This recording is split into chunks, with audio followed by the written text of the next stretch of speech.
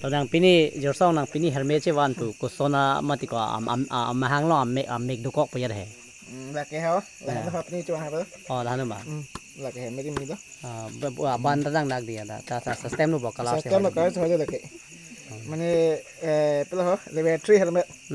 to paklang dai am hang paklang dai ko là cái son 15,000 xin năm đồng gì đi ala hai on là kita teman di online order hai 15,000 nam make do helmet tu bang ton te ala am make do helmet na paklang dai ko son po pheri mi ko cái phải mi là cái oh ame chat et bo chik u yo ame ta chikup là cái chikup thai ko chikup thai yeah chikup thai yo am make do ko yo ho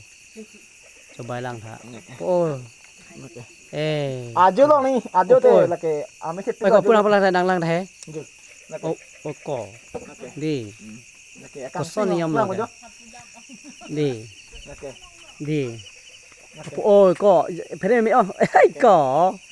ta lang thầy ấy ấy make được không bù hả make được không bù tôi ăn đang lang thầy đấy là cái cho nó má oh dù giờ hồ ấy có lấy phải đây mi ông yêu cho bạn đang thầy của Maria ame cái đôi helmet đi người ta bang itu long order apa bù là cái online order nó boleh cái có phải mi thôi chụp lọc thầy anh cái isi website tu harus website sudah nih website bang mau naik mau teh mau nangka juga nih website bang mau kan tuh yo make do yo